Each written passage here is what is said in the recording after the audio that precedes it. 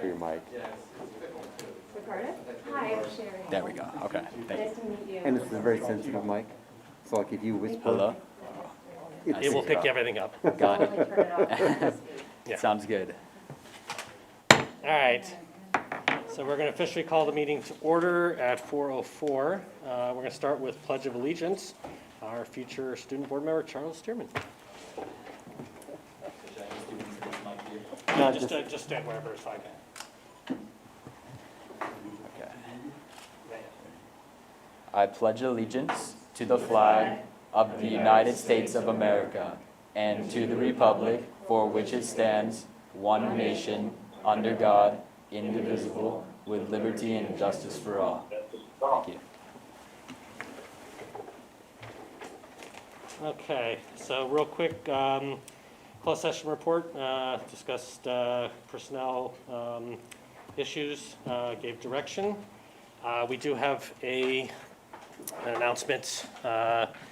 So in this afternoon's closed session, the board voted unanimously on the appointment of the new assistant principal of Redondo Union High School. The board is pleased to announce the hiring of Jennifer Chapman as the new assistant principal of Redondo Beach Unified School. Redondo Union High School, effective Monday, September 14th. Dr. Chapman is coming to us for the Antelope Valley High School District, where she has served as the assistant principal for the past 2 years. She has previously served as an assistant principal for 7 years in 2 different public school districts in New Jersey and has 9 years teaching experience in New Jersey public high schools.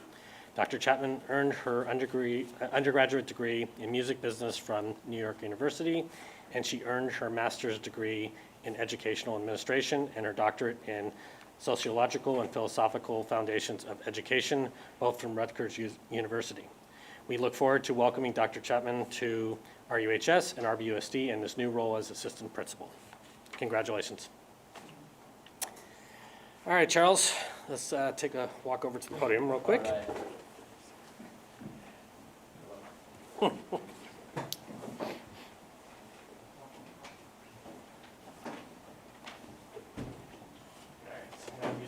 mic. Okay. So I will have you raise your right hand Okay.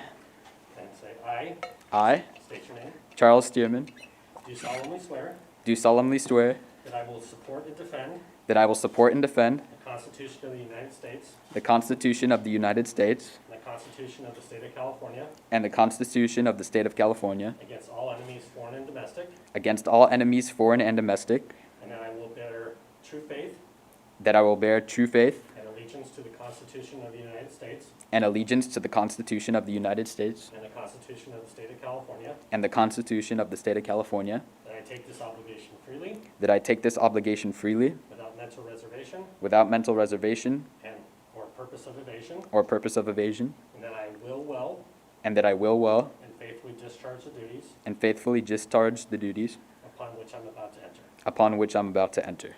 Congratulations. Thank you. Thank you so much.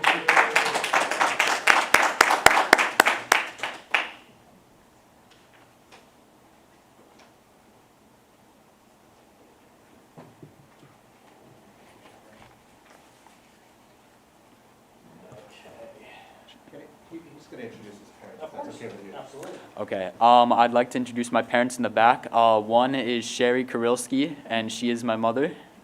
And then next to her is John Steerman, and that is my father. Nice to meet you. Welcome. All right, a couple of quick things. First is I need a motion and a second to approve the minutes of August 18th. So moved. All right. Student advisory vote. Actually, you weren't here, so you will abstain for that one. Let's all those in favor say aye. Aye. Aye. Aye. Okay, hearing 5-0. All right, first is reports to the board. We will start with Jessica Sibberling. So what I'm going to do is I'm going to introduce them in a second, but I want to set the table a little before Jessica and Susan come up. Just so you see a little bit of timeline of what we've done already to get students back on campus in the Redondo Beach Unified School District. And so we put a little timeline up here. If you remember, on June 11th, through the reopening think tank, and the board support, we reopened our CDC for the summer program. We had about 167 students there. So these are the first students coming back on campus. And I remind you, there are plenty of districts throughout the county that have had no children back on their campus. But we obviously had the early childhood education guidelines from LA County Department of Public Health that allowed us to move forward. We also, Jessica and her team has been working closely with our students needing assessments, and we've had these one-on-one assessments, various locations since August 10th, essentially over the last month. And then CDC, as you know, the regular school program started on August 24th. Some of us have their own children in this program, 452 kids at this time, so I want to thank the CDC team. And so also, we started our preschool that we've been sharing for the last few weeks, very proudly opened on August 26th. And so the next phase, per the LA County Department of Public Health, is bringing forward some new guidelines as we move forward to the next phase of bringing some students back on campus. And so Jessica and Susan are here to share.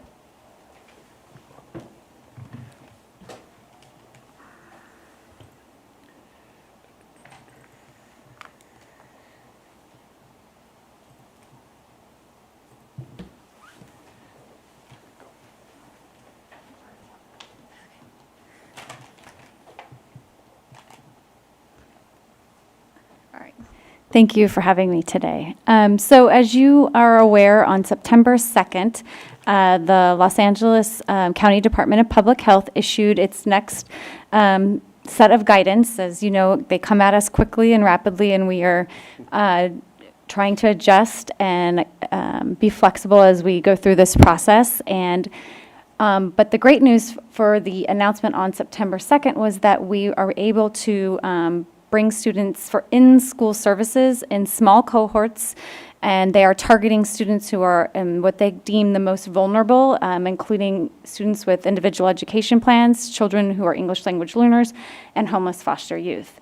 The key to this guidance comes that support can be provided individually or in cohorts, and they gave us specific guidelines around creating cohorts of no more than 12 children with 2 supervising adults, with the maximum of 14 in the room. And so for students with special needs, instructional assistants who are assigned to an individual student are not counted as a supervising adult there, but they are counted as the maximum within the room. So as we got this guidance, we kind of took a look, and Dr. Keller sort of reviewed where we were at and how far we've come. But our proposed timeline looking forward and targeting these groups is moving from the opening of our preschool, the in-person assessments for special education, is really looking into September and October and November down the road for this group of vulnerable students, and looking at our special day class programs, assessments for English language learners, services in person for homeless foster youth, English language learners, elementary learning centers, and our designated support services like occupational therapy, speech, and counseling. So this is to give you a view of how we are trying to outline and target specific groups, and starts with one group, successfully get them going, and then move on to the next as we transition to bringing students back onto our campuses. So we are aiming right now to return our special day class students in person in the hybrid model in the week of September 21st. If you recall, the students in our SDC classes were in a 5-day-a-week AM/PM cohort model. It allows us to keep the students stable with an hour in between of cleaning, so that we can keep those 2 cohorts in compliance with the county guidelines. And to just give you a perspective, it's roughly 90 students across the district from age kindergarten through our students in our transition program, which are 18 to 22.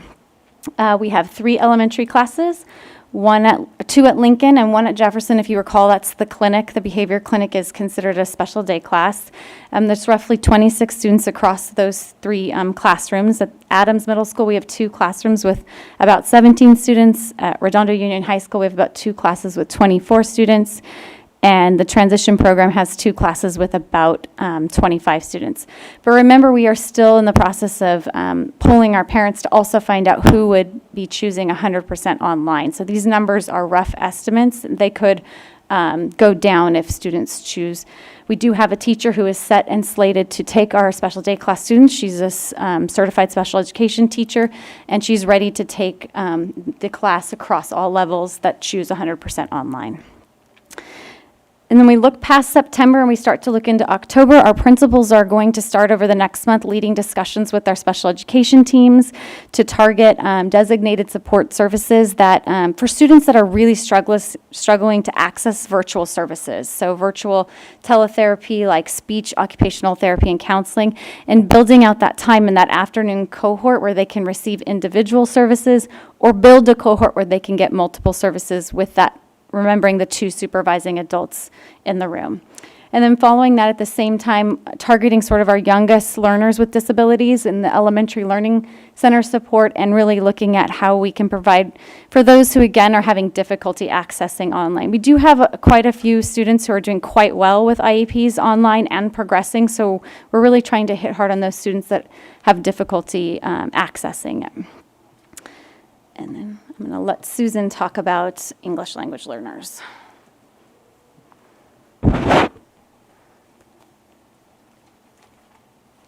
Hi, good afternoon, everybody. So the state identified a second subgroup of students that, not surprisingly, is our English language learners. And if we think about this vulnerable population during distance learning, this is a group of students that are highly reliant on in-school, not only just the physical building, but their in-school supports, peer models, the classroom. And we've got students and families during distance learning who have not had a full understanding of the learning activities that have been sent home, obviously because of the multilingual, multiple languages that are spoken in the home, right? It's very difficult. I think all of us, it's difficult to support our children at home. But when you're speaking a language that's different than the activities that are being sent home, it can put your children at even more at risk. So after the guidelines, there's really three big areas of focus that we want to start on. First of all, after September 14th, we're going to be able to conduct in-person testing of our new students to the district. These are students who have whose families have indicated on their home language survey that their home language is a language other than English, and so we want to make sure that we get a very clear screening of all these students to understand where their language abilities lie. We want to notify our parents of these testing opportunities. For families who are not able or not comfortable to come in and test in person, we are going to be able to offer remote testing, which is coming every hour. There's new guidance about it coming down from the state.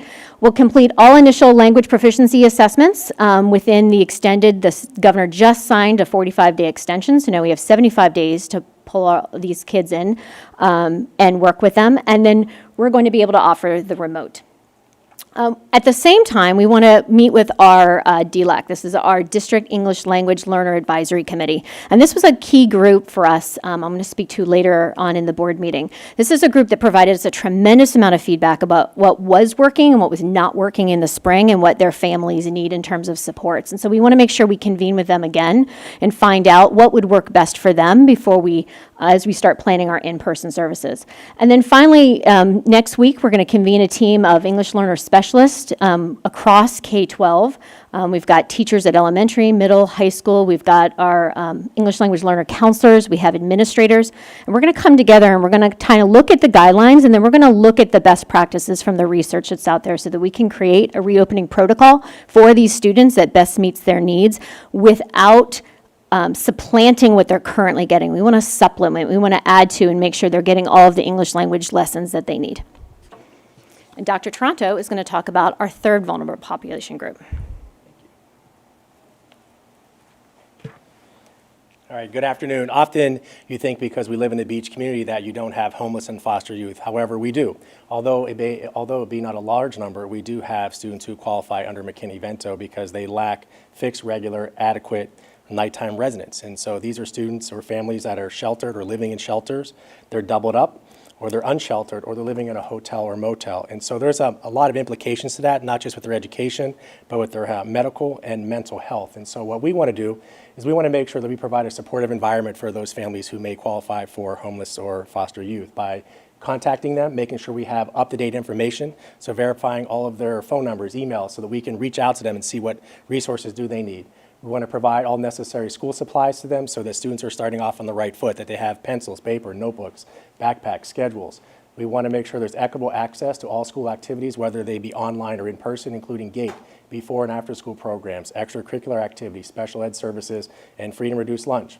We want to provide targeted outreach by the school counselor, making sure, again, that we're reaching out, what type of mental health support or medical support do you need, and putting those families in contact with the right people who can assist them. And then provide families with resources to tutoring services. We're working right now and researching some ways we can provide 24 hours, 7 days a week, free tutoring services online, access to college and financial aid resources and workshops, mental health and healthcare, and then, if necessary, transportation. So now I'm going to turn it back over to questions.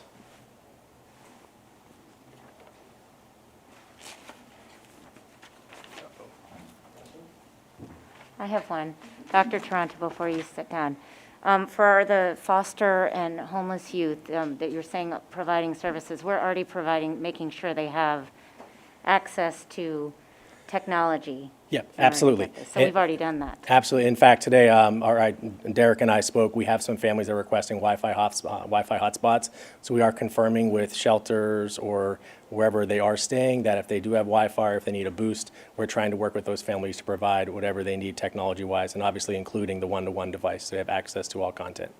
And then I guess for all of you, just to clarify, point of clarity, this is all supplemental support that our students will receive. It will not be fifth grade just for those with an IEP, for example. No, you're right. You're absolutely right. So this is, for our English language learners, this would be considered their designated instruction. So that's instruction above and beyond what their normal curriculum, what their normal course of study would be, specifically in language acquisition. So for special education, the special day classes, because they are built in smaller cohorts to begin with, we are going to be able to offer a huge portion of their day, kind of like the preschool. It fit in perfectly to the Right. guidelines and the model. For other designated support services and the elementary learning centers that we're looking at tackling later in October, that would not be in replacement of their class. Looking at, the way the hybrid schedule was built in that 1 to sort of 3 area when you can bring in groups and get some of your services in person without impacting the classroom day during the morning portion. And it's important that it'll be optional for parents to Yes, select wanting absolutely. to come back first. Yeah, And our and it- staff as well will also be working with them to make sure that Yes. they're coming back and it all. And we already met with the special day class teachers on Friday, so. Fabulous.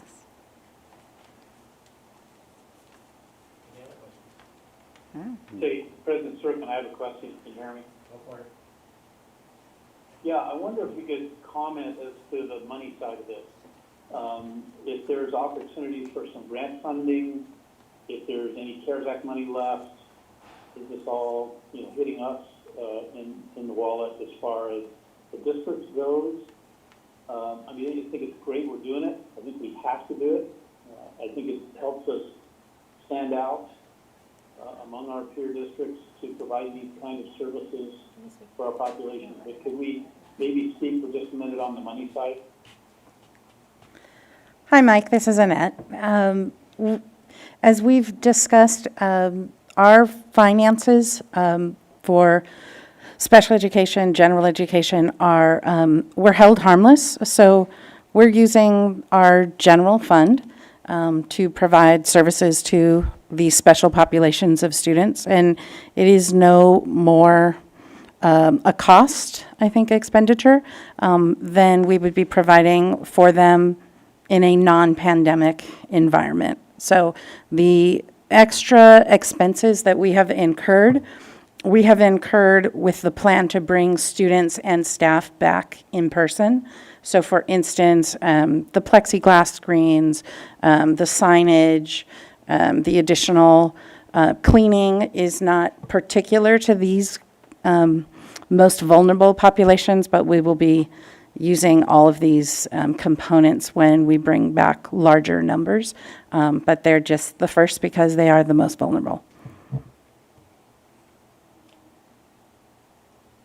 All right, thank you.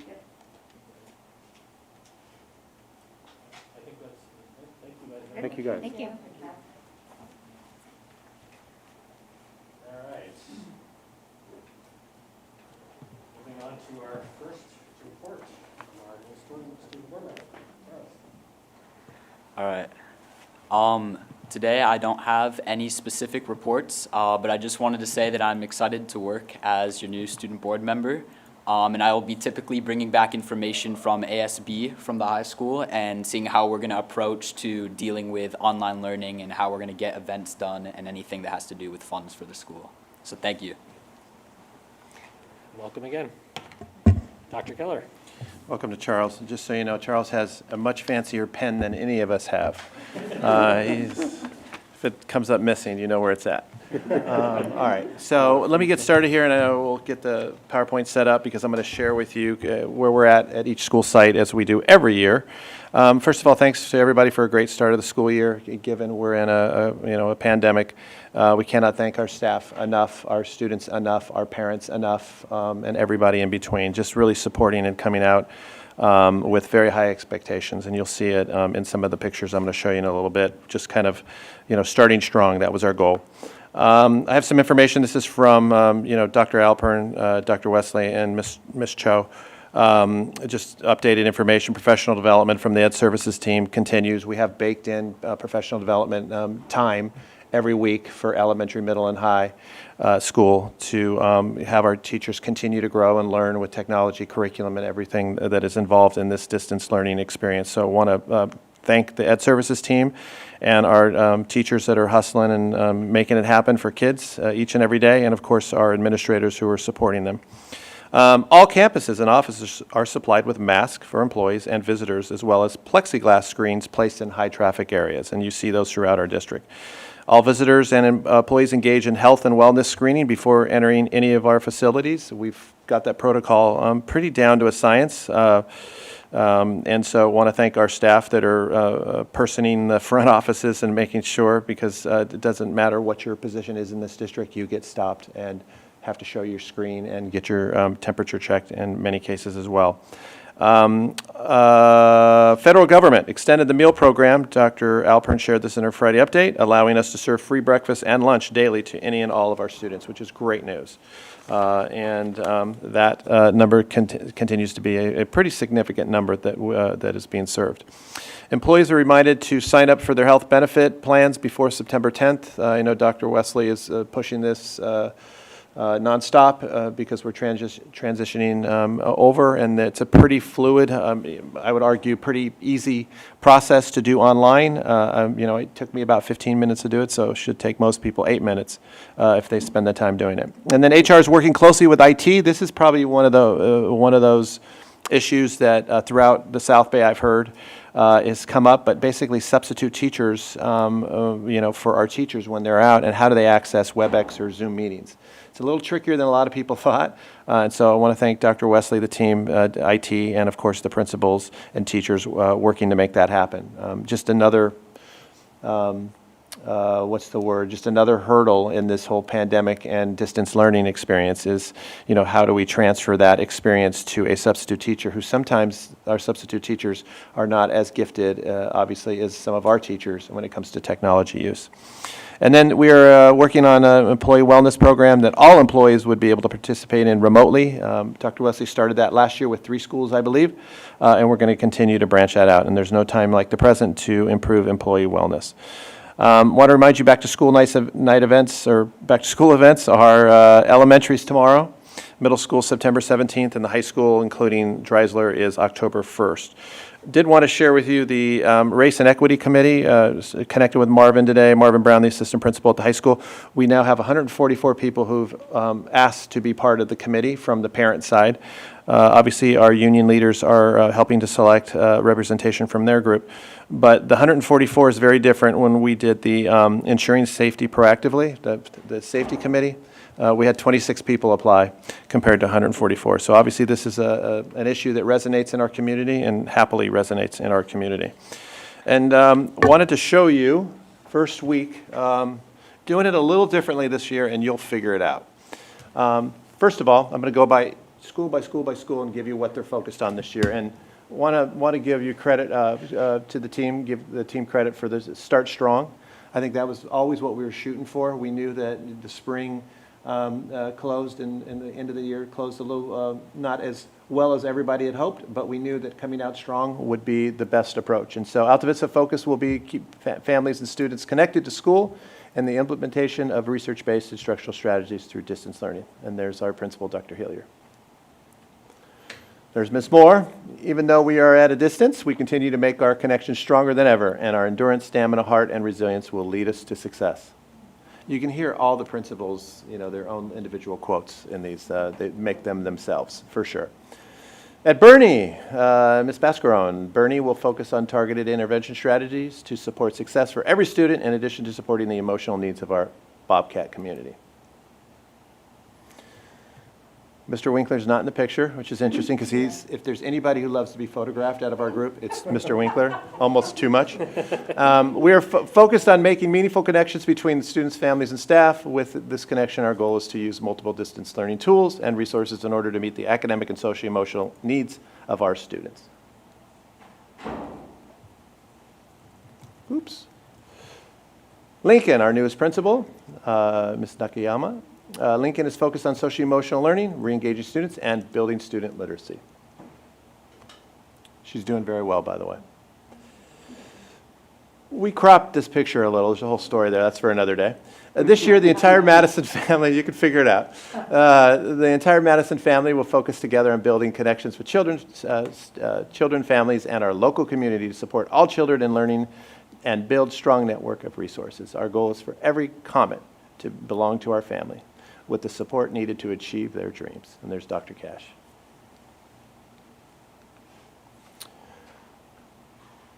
Dr. Bruna just had to put herself in front of that blue ribbon, which I love. It's a little stamp there. Focusing on continued excellence in teaching, learning, and building connections, even from a distance. And then there's the team, Ms. Biddick. During the 2020-21 school year, Washington will continue to focus on socio-emotional support, rigorous math instruction, and intensive reading instruction through small group intervention. Additionally, our team is committed to the development of more culturally relevant and responsive teaching. My mind has gone blank. Sarah McMaster, thank you. She's the assistant principal.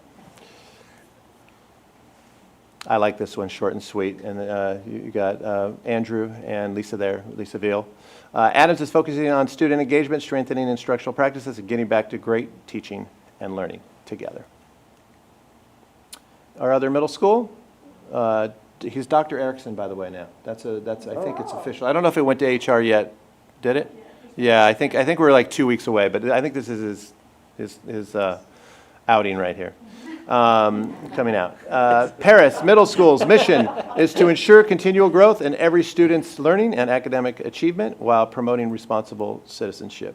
For the 2021 school year, we are focused on engagement, equity, and flexibility.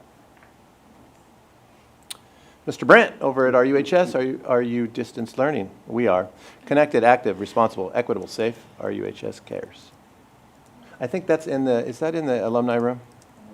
Yeah, part of his video, I think. Yeah. You can tell by the paint. And there's your car in the background, Dr. Wesley. Focus. There's Mr. Breedy. Alternative education students will break ground by preparing for college career readiness through the application of 21st century skills. They will apply rigorous, standards-based concepts to everyday situations. There's Mr. Breedy. So this is the interesting piece. We did it a little differently. You can look at that, and there's a couple more slides I need to show you. But I will tell you, Dr. Alpern and I did a survey of local South Bay districts, the larger South Bay, so that would include, Lawndale, Hawthorne, the beach cities, PV, Torrance. Is Torrance in there? Okay. And others, El Segundo. It's anywhere you see a dip in enrollment, anywhere in the South Bay, and this was about a week ago, like a 0.5% to 10% decrease. That's what you see in some of our local districts. And so we're, 200 less, which is, all things considered, not that bad. Obviously, more pronounced in the lower grades of elementary, which isn't a surprise to anybody here, and it's a common trend throughout the state and probably nationally, although I haven't looked at that data. But we wanted you to see it. It's the first time we've actually seen a downturn in enrollment. So obviously, this context that we're in has people looking for alternatives, understandably. And then we didn't want to forget South Bay Adult School, supporting students starting with high-quality instruction and then going beyond to provide employment support, connecting students with and with community, rent, health care resources. That's great. And making sure that South Bay Adult School students have all that they need to be successful in this trying environment. And there's Mr. Gamet and his team. And then we can't forget CDC, continue to safely offer an on-site program for students that is enriching and fun. We may be physically distanced, but we are together. So with that, that's the start of the school year, a little differently this year, and that's all I have. If you have any questions, happy to answer them. Well, thank you to everyone for all the hard work. I know it's been busy and bustling few weeks, so, or a few months, actually. Okay, Selfish question. sure, go for it. Are we going to Turn be your mic. able to do any type of site visit as board members like we usually do? Yeah, the answer is yes.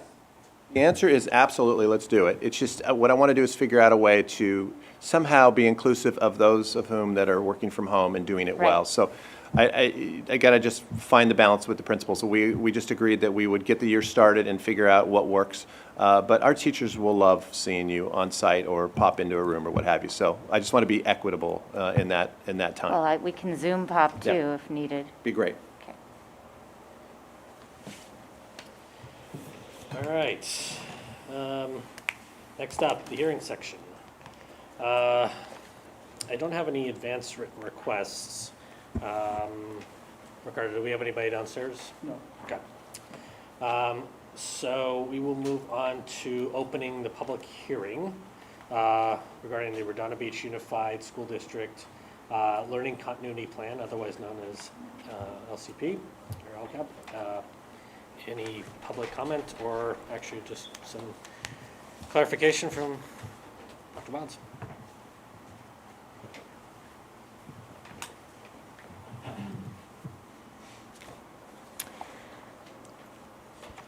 Good afternoon, Board President, members of the Board and Cabinet. I'm Susan Wild, and I'm here to introduce you to the SB 98 Learning Continuity and Attendance Plan. Although you will also hear it called the Learning Continuity Plan. Sometimes you will call it the LCAP Plan. So I put a little asterisk. Don't be confused. This is not the formal Local Control and Accountability Plan. So it is now, as of today, called the LCP. So you're going to see a slight distinction. We're going to talk about that for just a few minutes. So the Learning Continuity and Attendance Plan is really born out of Traylor Bill 98. And I'm going to talk a little bit about the difference and kind of what you're going to find in there, and then how this kind of broke off from what typically at this time we would start talking about our newest 3-year LCAP plan. So there were really 3 essential questions. The plan that I'm going to talk about today is really the cumulative work of the Redondo Beach Reopening Think Tank. And so that think tank played a pivotal role in the planning, the feedback, the data gathering of this plan. So this is really, thank you for letting me to just talk about their work today. So there were 3 really main questions kind of that drove that committee. One was, what did we learn from the spring? So when we had to close on March 13th, what did we learn? We learned a ton. There are days where I think I could go back to March 12th and do things over. What did we hear from our families? What did we hear from our community? And then how are we going to be addressing what we saw and what we heard? So those are really these essential questions that kind of drove this plan. So Traylor Bill SB 98 really kind of had a few main highlights in it, if you didn't want to read it from start to finish. It started off saying that the California Department of Education cannot publish the 2020 dashboard, right? We don't want to punish schools and school districts for having to close. And we were not able to do CASP testing, and so the dashboard is suspended for this year. The second main piece of this bill was that the Local Control and Accountability Plan, the formal LCAP, and the annual update to the LCAP is not required for 2020 and 21. We would have, in March and April, we were starting our 3rd meeting to build our 3-year new LCAP plan. We would have been presenting to you the update to close out the last LCAP plan. So that's not required, so we'll wait and kind of see. The third bullet is really important, though, because even though they wanted to suspend the local control and accountability plan for this year, they did not want to suspend the budget overview for parents. So that's really critical. That was that first 2 to 3 pages of the LCAP that's set right on top with that, with those really beautiful pie charts. That is still live, and that's going to come to you in December with the budget. The next piece is the establishment of this learning continuity and attendance plan. Again, really poor choice of acronyms, and the requirement for 2020 and 21. And really, this learning continuity plan is meant to take all of those essential questions that I talked about, take all of the needs of the stakeholders, and kind of streamline it into something less than the 120-page normal LCAP. So it's approximately about 30 pages. And really kind of put forth, to date, our cumulative best effort in planning to make sure our students have continuity in learning, right? So it's a way of condensing all of these subgroups from the Reopening Think Tank. It's intended to memorialize the planning process, but it is not static. It is a fluid document. It has changed since I sent it to Ricardo 24 hours ago. It's going to change as we get more information from the state. It's going to change as we get more information from LACO. It gets more information as I get an email from a parent and said, hey, Mrs. Wilds, have you thought about X? It's going to change as well. So it formalizes where we are today in terms of the planning, and it will be, you're going to see some changes and amendments to it before it comes to you on August 22nd. So it was this learning continuity and attendance plan had a very, very tight timeline. The state only released the template on August 1st, and then by August 30th, you all have to adopt it. However, there are going to be changes after that. So by August 30th, October 30th, we are going to get feedback from LACO. It's already under a pre-review right now, and they're going to give us lots and lots of feedback. And you can see I even kept the old LCAP because it changed about 24 hours before I had to send this to Ricardo. When we go walk through it, you are going to see, I wanted to just kind of prompt everybody's attention to the planning framework that came from LACO, because that is really, you're going to see so many similarities as you walk through this document. So the main components of this document and this template are obviously not nearly as involved as a typical LCAP. So the first area you're going to see within the plan includes what's called general information. In a normal LCAP year, general information tells the story of Redondo Beach. It tells about who we are, it tells about who our students are, it tells about the community. General information in this plan talks about what happened in the spring, the good, the bad, and the ugly. We're laying it all out. What did we hear? What happened? What did we hear? And how did we want to address that? So you're going to see a lot of that in the general information. So that is changing as we continue to get information. The second area is stakeholder engagement. And so that's really a key tenet of this plan is how are we getting everybody? Because distance learning, when your children are learning in your home, in your living room, it's affecting everybody. And so we want to make sure we're capturing everybody's experience. The third area is broken down into 3, and this is really how we're planning for the continuity of learning, not just in person. So right now, we can't offer as much of the in-person. And then the distance learning is where we are right now. And then how are we accounting for and trying to address pupil learning loss? And you're going to see that in that third section.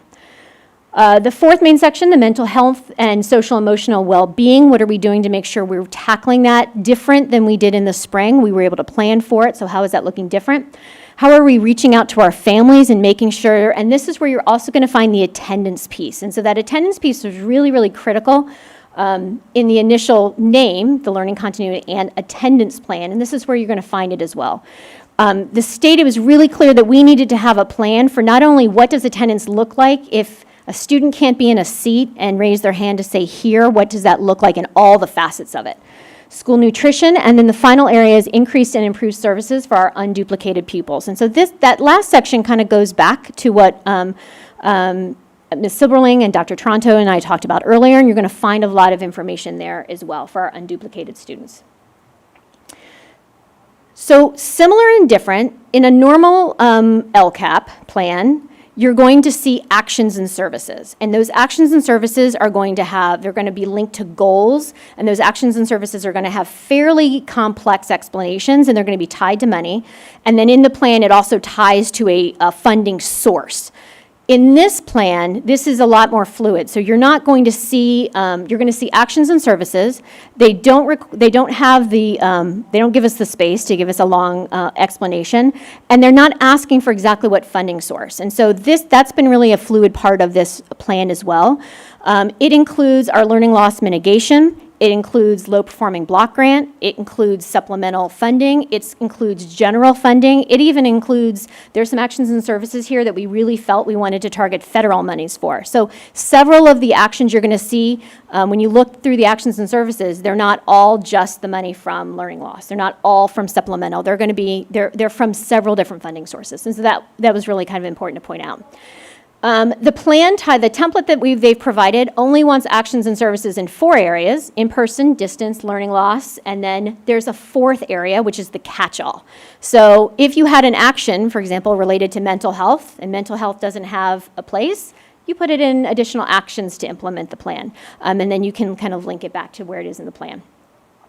So that makes it a little complicated to read. If you're going through and you're reading it and you're saying, I don't see anything for mental health, you'll see it in this final 4th section. So the stakeholder input from the Learning Continuity Plan was critical, and it still will be. So this plan is going to be going on a roadshow over the next several weeks, including all of the feedback we're going to get from LACO. But I wanted to make sure I really kind of pointed out the massive amount of stakeholder groups that were represented in the reopening think tank was really pivotal for being able to kind of write this. Not only from members of the board who were on the team, down to our Redondo Beach Police Department who were able to give feedback. And then the multitude of surveys and survey data that we were able to kind of really dig through. Every question that was submitted to the reopening town hall we dug through, because every question indicates we haven't communicated something correctly in a plan, so we needed to go back. Or every question indicated there was something that people were struggling with.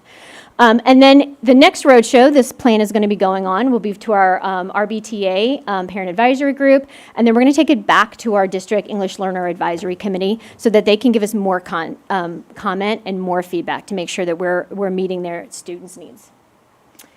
So finally, this draft is available on our district website at rbusd.org, and we highly recommend everybody shoot me emails. This is probably the only time I'm ever going to say this. Send me emails with comment and feedback, because we are deep in the plan, and there's a high probability there's something that we haven't even seen somebody can point out for us. It's in review right now with LACO, and then it will come back on September 22nd for your approval and to be sent to the county. So thank you so much. Does anybody have any questions about the plan? If somebody is looking for it on the website, is it in? It's in multiple places. Okay. Yep, it's on the homepage, down under public hearing, but then it's also on our LCAP page. Is the LACO feedback binding, or what are the? It's highly recommended. Yeah, they, and typically, because they see so many of these plans, they'll be able to say, we might have seen something in the Long Beach plan that we felt was really effective that you might want to think about. So typically, their feedback comes in the form of questions. Have you thought about X? Or they'll say, we don't think you fleshed out this section well enough. You might want to think about, it might be confusing to your stakeholders about how you talked about providing nutritional services. That might be a piece of feedback that they'll want. But they do need to approve it, so similar to the LCAP, I try to answer all of their questions.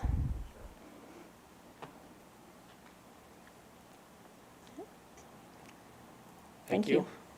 And thanks for all the hard work on it. Yeah, Thanks. that's definitely a lot of work to do that plan even compared to the other one, but. 30 pages is a lot less than 120, but thank you all.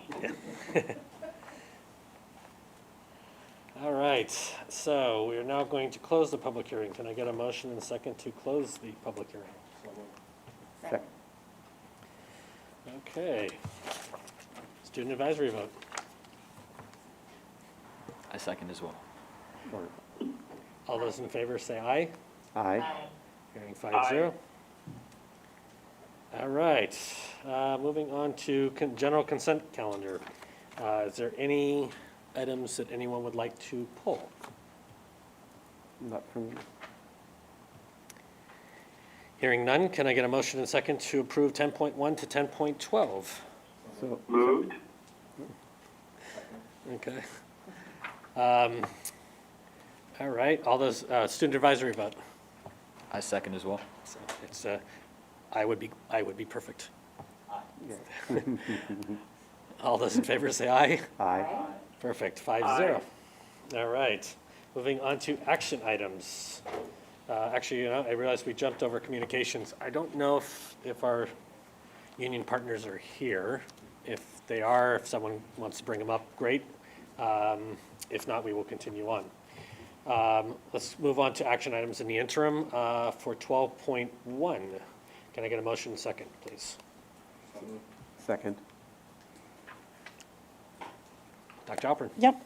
Staff is requesting that you approve Sandy Pringle Associate to serve as our DSA inspection consultants for the RUHS Industrial Arts and Science Building HVAC modernization work over the next couple months.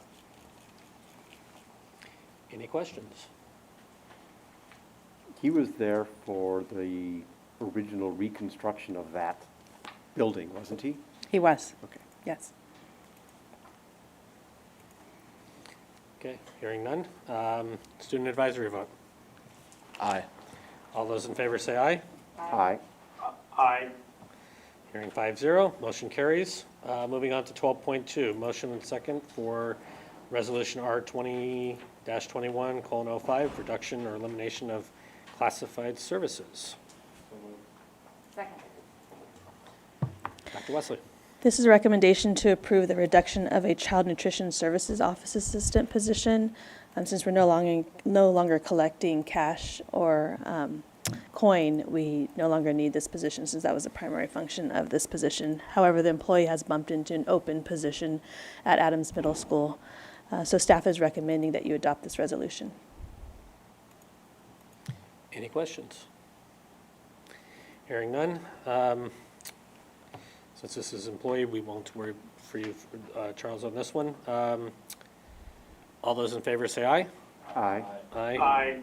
Hearing 5-0. Motion carries. 12.3, side letter agreement with EFT, or Early Childhood Federation AFT, Local 1475, and RBUSD. Can I get a motion and second, please? Second. This is the signed side letter agreement that we've reached with AFT for the reopening of schools with COVID. And AFT has informed us that they have ratified this agreement, so staff is recommending that you adopt this agreement. Sounds good. Any questions? Okay, same thing, Charles, for this one. It's money and staff and what have you. So all those in favor say aye. Aye. Aye. Okay, hearing 5-0. Moving on to discussion items, which we have none. Any correspondence? Hearing none, we will move on to board member reports. We'll start with Mike. Nothing for this meeting. Okay. Brad.